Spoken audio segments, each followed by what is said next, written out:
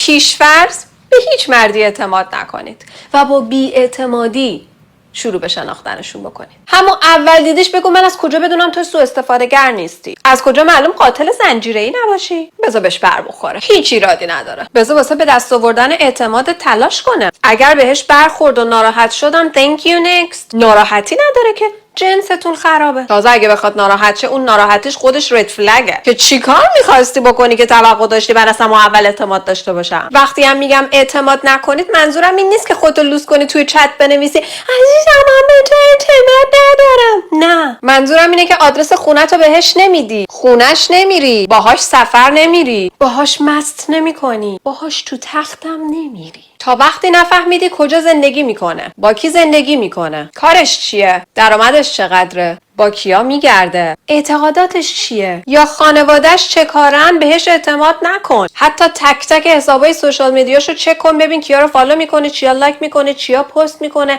علاقه‌مندیاش چیه. اگرم بهش برخورد و گفت مگه فکر کردی کی هستی؟ 1000 تا دختر واسه من ریخته. بگو ریخته برو درو کن. من واسه تو نریختم. ردش کن بره. بعد فکر کردی قحطیشون میان؟